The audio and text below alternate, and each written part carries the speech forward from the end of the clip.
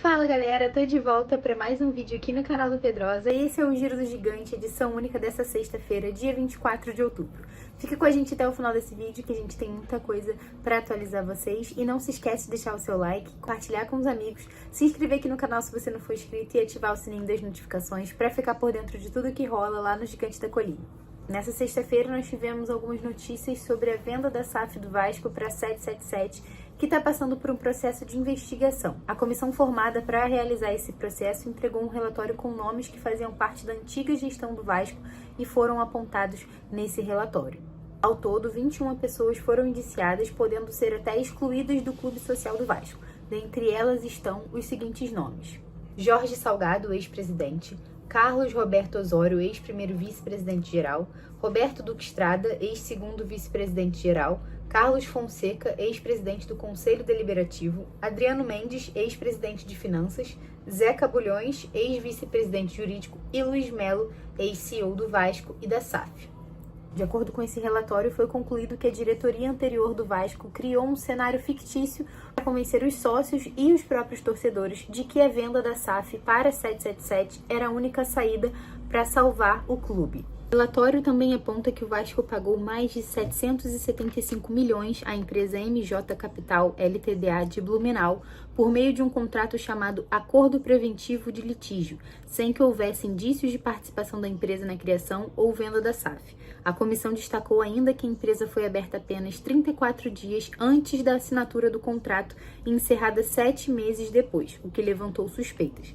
Além disso, o documento relata que 4 milhões dos 70 milhões do empréstimo concedido pela 77 ao clube teriam sido usados para quitar uma suposta dívida do Vasco com o então presidente Jorge Salgado. Além disso, de acordo com documentos e contratos obtidos durante as investigações, a comissão concluiu que a antiga diretoria tinha ciência de que estava se vinculando a uma empresa de procedência duvidosa. Um organograma anexado ao relatório aponta que a 777 tinha ao menos 2 sócios ocultos, o que fere o estatuto do clube.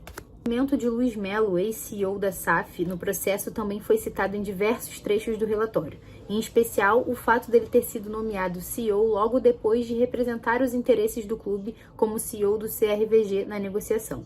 Na época, a notícia repercutiu mal e alguns meses mais tarde Luiz Melo foi retirado do cargo. A comissão também concluiu que a antiga diretoria forjou dados lançados no balanço patrimonial do CRVG, que foi elaborado antes da conclusão da venda da SAF, em especial no que diz respeito ao valor real da dívida do clube. Em depoimento, um ex-funcionário afirmou que Adriano Mendes utilizava a ferramenta Excel para reduzir as dívidas do clube associativo, induzindo o erro ao Conselho Deliberativo, que posteriormente aprovou o balanço. Essas informações foram divulgadas pelos nossos colegas do GE.com.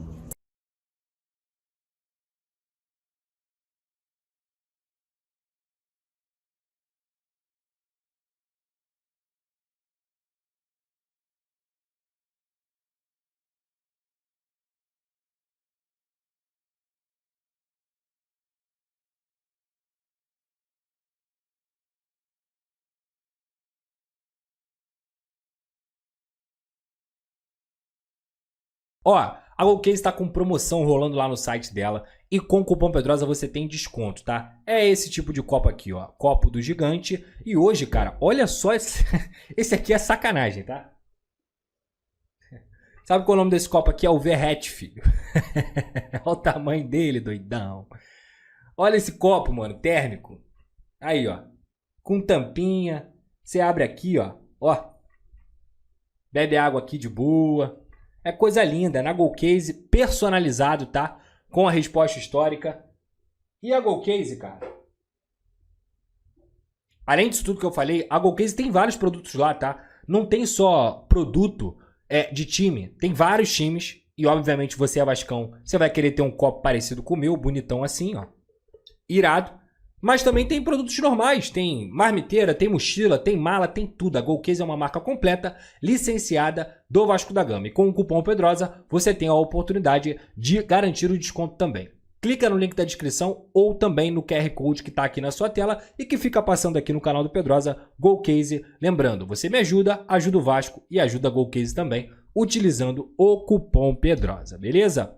E além disso, claro, a nossa grande parceira KTO. Um beijo para a KTO, Tamo junto. Só clicar aqui na tela, aqui no QR Code, para você fazer seu jogo, sempre com muita responsabilidade. É proibido para menores de 18 anos e não é para jogar o que você não tem, pelo amor de Deus. Não vai jogar conta de luz, não vai jogar... É para brincar, para você se divertir, é dinheiro sobrando. Se você tiver um dinheiro sobrando e quiser fazer uma brincadeira, vá lá na KTO e utilize também o cupom Pedrosa lá na KTO, beleza? Semanas atrás, nós vimos que o Romário esteve no CT do Vasco para realizar algumas entrevistas com Léo Jardim, Verratti, Coutinho e também com o técnico Fernando Diniz. Eles divulgaram essa entrevista com o treinador e eu vou deixar aqui agora para vocês um trecho onde ele fala um pouquinho dessa relação com os jogadores do Vasco, o que fez ele querer voltar ao Gigante da Colina e o atual momento do time. Dá só uma olhada. O Vasco atual, esse grupo, ele é muito diferente de outros grupos que você já trabalhou? Eu não sei se é muito diferente. O que eu sei, desde quando eu cheguei no Vasco, para falar desse time especificamente, é que é um time que tem muita vontade de trabalhar. Eles trabalham muito. É difícil falar assim, foi o time que mais trabalhou dos outros que eu peguei, mas é um que chama muita atenção. Eu dou muito treino e aqui os caras correm muito.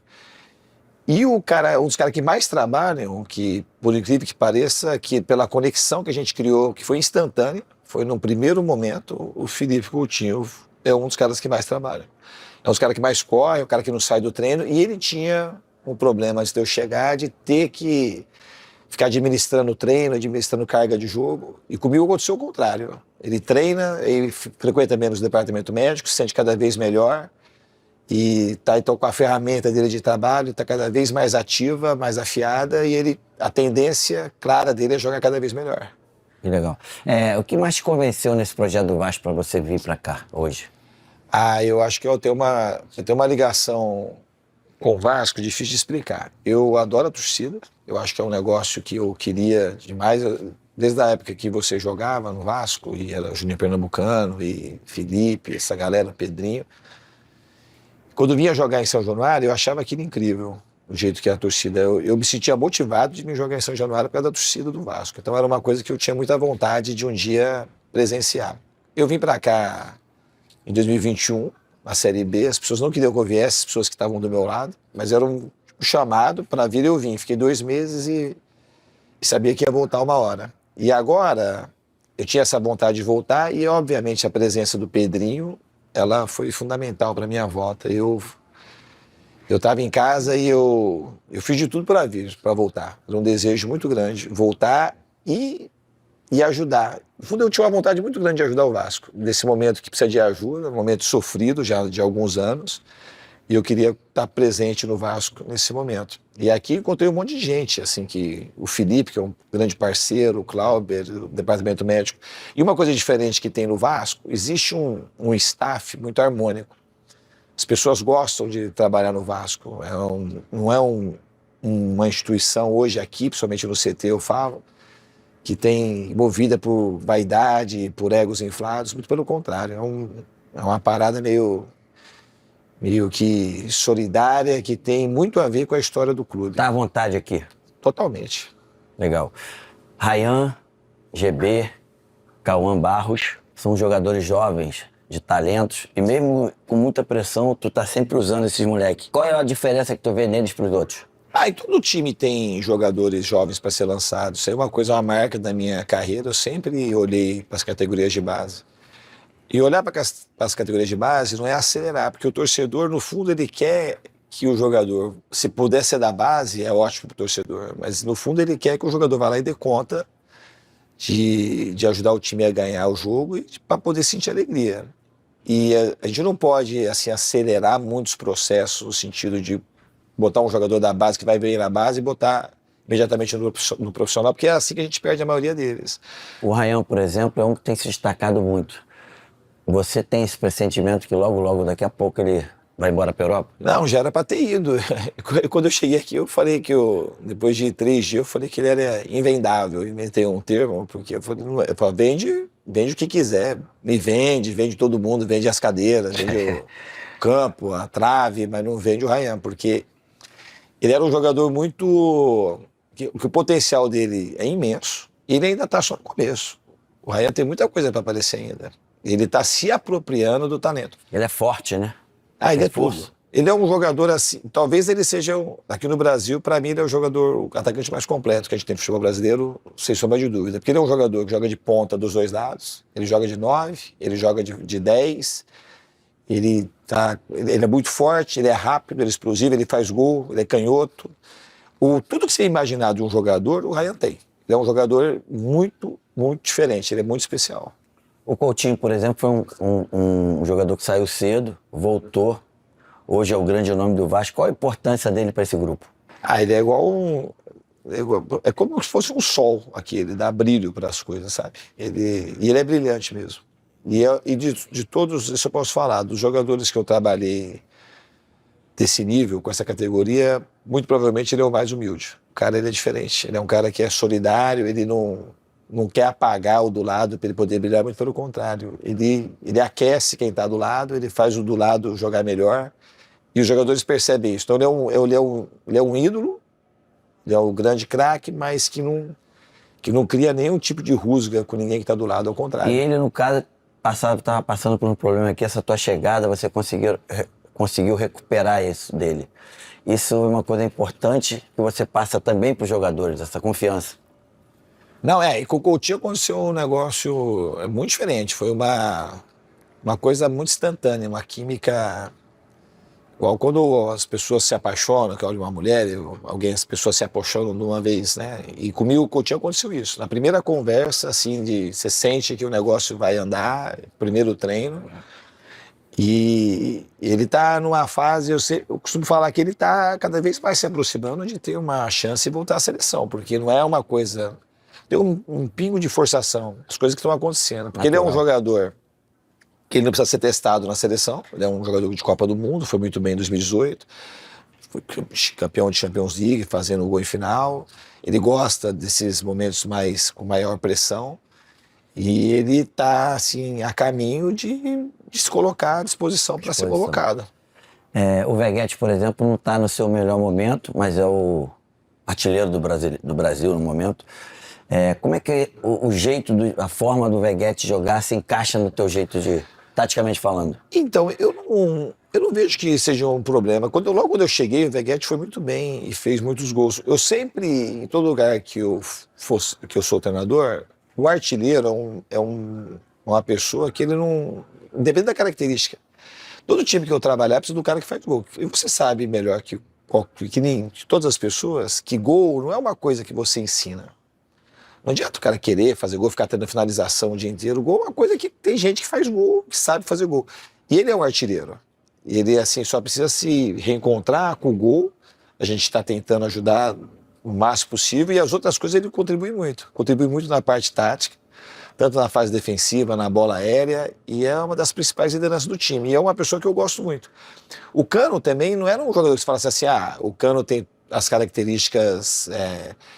adequadas, que vai jogar com o Diniz, e foi um cara que foi o rei da América, a gente uma grande parceria, e fazia gol de tudo que era jeito. E o atacante, quando vai fazendo gol, ele vai ganhando confiança e as coisas vão saindo naturalmente. Então o Veguete é só ele se encontrar de novo quase com o gol, que eu acho que ele vai começar essa confiança a voltar e as coisas vão andar num bom caminho. Olhando aqui para a reta final, você entende que o Vasco tem realmente chance de conquistar essa Copa do Brasil, mesmo sabendo das dificuldades? Não, chance a gente tem, nós temos 25% de chance igual todo mundo. Tá dividido, é um quarto para cada semifinalista. Ainda é só em dezembro, acho que a gente teve uma boa janela de contratação e o time está ficando cada vez mais maduro, cada vez mais coeso. O que acontecia no Vasco, que acredito eu que tinha muitos bons jogadores, com muito potencial, mas estava com a estima para baixo. E os caras estão se reconhecendo que, de uma maneira diferente, que eles podem fazer mais coisas e ganhar coisas importantes. Lembrando que o Vasco volta a campo nesse domingo, dia 26, contra o Red Bull Bragantino, às 6h30 da noite, lá em Bragança Paulista, pela 30ª rodada do Campeonato Brasileiro. É isso, pessoal. Eu vou ficando por aqui. Por hoje é só. Amanhã a gente tá de volta. E se você ainda não segue a gente no Instagram, segue lá, @canal do Pedrosa, que tem conteúdo diário de tudo que tá rolando no Vasco. Valeu, até a próxima. Deixa o seu like nesse vídeo e compartilha com os amigos. Tamo junto.